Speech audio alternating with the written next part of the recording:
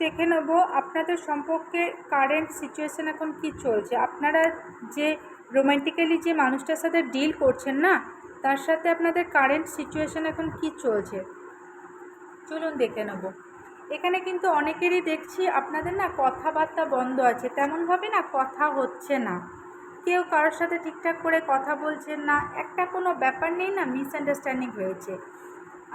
যারা বিবাহিত আছেন তাদের দেখা যাচ্ছে বাড়ির কোনো ব্যাপার নিয়ে কিন্তু মিসআন্ডারস্ট্যান্ডিং হচ্ছে, বাড়ির কেউ বড় আছে যে আপনাদের সম্পর্কটা ভুল বোঝাচ্ছে বা সেই কারণে কিন্তু সম্পর্কটা খারাপ হচ্ছে।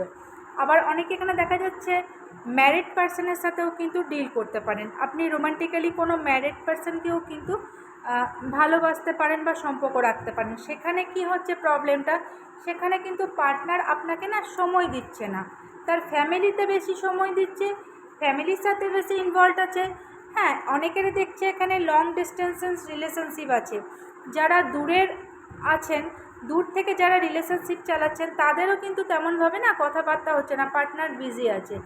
কিন্তু একটা জিনিস দেখা যাচ্ছে, পার্টনার আপনার সাথে এখন কথা না বললেও কিন্তু পার্টনার কিন্তু আপনাকে তাকঝাক করছে, পার্টনার কিন্তু আপনাকে দেখছে, সোশ্যাল মিডিয়ায় হোক দেখছে বা কোনোভাবে হোক আপনার কিন্তু খোঁজ খবর রাখছে।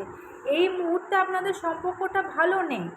অনেকেই দেখছি যারা ম্যারিড পার্সনের সাথে ডিল করছেন তাদের কি হচ্ছে, তারা ফ্যামিলিতে এতটাই ব্যস্ত হয়ে গেছে যে আপনার যে একটা ভ্যালু আছে সেটা কিন্তু সে বুঝতে চাইছে না।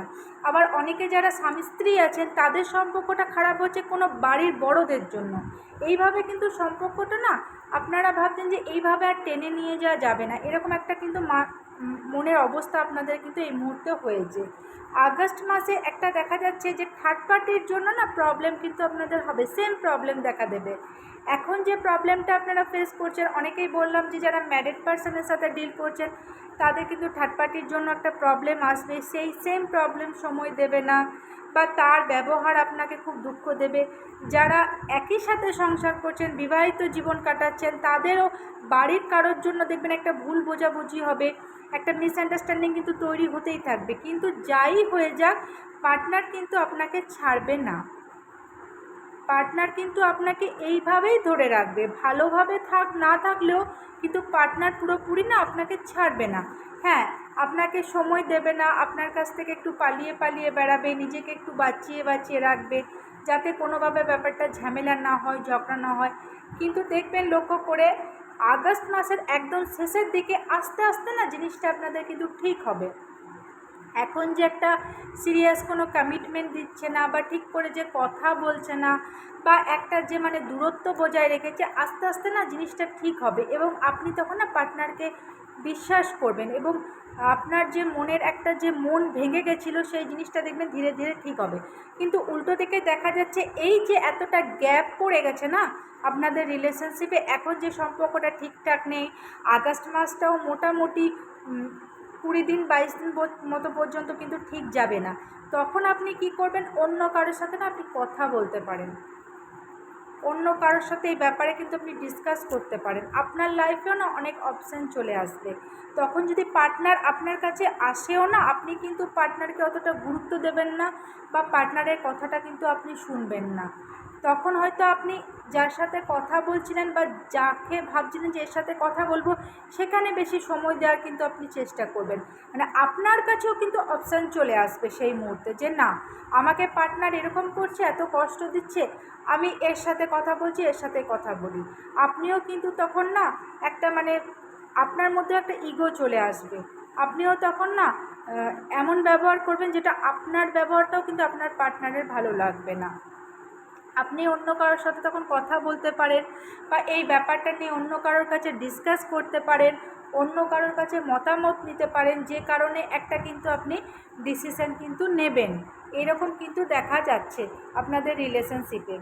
চলুন দেখে নিই ফাইনাল আউটকাম কি আসতে চলেছে, আপনাদের রিলেশনশিপে ফাইনাল আউটকাম কি আসতে চলেছে।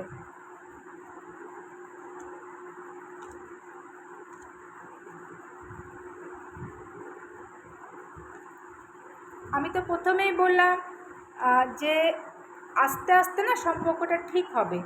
এখন যেরকম যাই সিচুয়েশন হয়ে থাকুক না কেন, যদি আপনারা ম্যারিড পার্সনের সাথে ডিল করেন দেখবেন এই সম্পর্কটা কিন্তু যাবে না, থাকবে।